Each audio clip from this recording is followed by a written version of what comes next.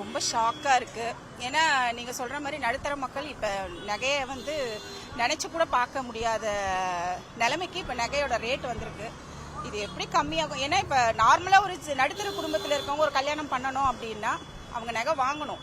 ஆனால் அவங்க எப்படி அது வாங்குவாங்கன்றதே அவங்களுக்கே ஒரு பெரிய விஷயமா இருக்கும். அதனால இப்போ இந்த நகை விலையை கேட்கும் போது ரொம்ப ஷாக்காக தான் இருக்குங்க. என்பது ஒரு ஆடம்பரமா இருக்கு அப்படின்ற மாதிரி சொல்றாங்க. விலை வந்து ஏறிக்கிட்டே போனா அது எப்படி தான் நம்ம வாங்குறது? அந்த ஆடம்பரத்தை நம்ம எப்படி தான் வாங்குறது? நீங்கள் சொல்கிறது கரெக்டு தாங்க. ஆனால் இதை வாங்காமே இருக்க முடியாது. இப்போ ஒரு கல்யாணம்னா மெயின் திங் நகை தான் முக்கியமான விஷயம். ஆனால் நகையை பொறுத்த வரைக்கும் கல்யாணத்துக்கு அது ஒரு முக்கியமான விஷயன்றதுனால கண்டிப்பாக வாங்கணும். பட் குறைஞ்சா உண்மையாகவே ரொம்ப சந்தோஷமாக இருக்கும். குறையாத வரைக்கும் ரொம்ப கஷ்டமாக தான் இருக்குது. பொருளாதார இருக்கு. இப்போ நம்ம வீட்டு உபயோகப் பொருட்கள் விலை அதிகரிச்சுட்டு இருக்கு. இந்த பக்கம் தங்க விலை அதிகரிக்குது. இதெல்லாம் எப்படி சமாளிக்க முடியும்னு நினைக்கிறீங்க? கஷ்டம்தாங்க. அதுக்கேற்ற மாதிரி சம்பாரிச்சா மட்டும்தான் வாங்க முடியும். இல்லைன்னா ரொம்ப கஷ்டம்தான். தங்கத்தை தான் பரவாயில்ல விலை ஏறுது அப்படின்னு நினைச்சா இப்போ வெள்ளி கூட சேர்ந்து விலை ஏறிட்டு இருக்கு. அதுவும் ஷாக்கிங்கான விஷயமா தான் இருக்கு. ஏன்னா தங்கத்தை நம்ம எதிர்பார்க்காத அளவுக்கு போயிருச்சு அப்படின்னும் போது இப்ப வெள்ளி அதை விட போயிட்டு இருக்கு. உண்மையாவே ரொம்ப இதெல்லாம் நினைக்கும் போது ரொம்ப கஷ்டமா தான் இருக்கு. இனி போற காலங்கள் வந்து எப்படி இருக்கும்னே தெரியாது.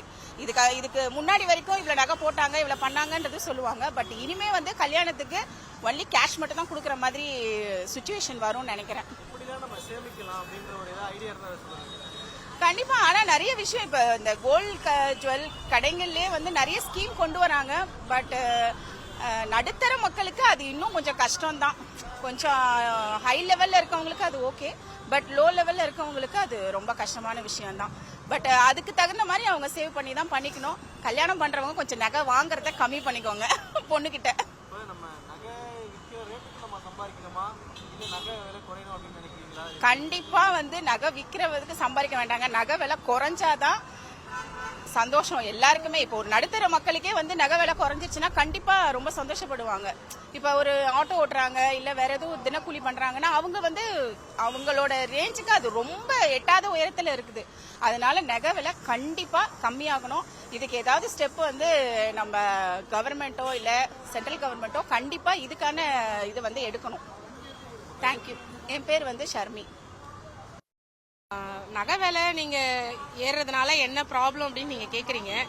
எனக்கு தெரிஞ்சு என்னுடைய சஜஷன் கேட்டீங்கன்னா நகை ஏன் வாங்குறீங்க தான் நான் கேட்பேன். வாங்காதீங்க. விலை ஏறுதுன்னு தெரியுது. அது வாங்குறதுனால தானே இன்னும் அதிகமா ஏறிக்கிட்டே போகுது. கொஞ்ச நாளைக்கு எல்லா மக்களும் வந்துட்டு அதை அந்த பக்கம் போகாம வாங்காம இருந்தோம்னா அப்ப ஏதாவது ஒரு வழி பிறக்கும் இல்லையா அப்படின்னு ஒரு நம்பிக்கையா நம்ம இருக்கலாம். ஏன்னா இந்த நகை விலை வந்து ஏறுனா பணம் இருக்கிறவங்களுக்கோ வசதி உள்ளவங்களுக்கோ ஓகே, அவங்களுக்கு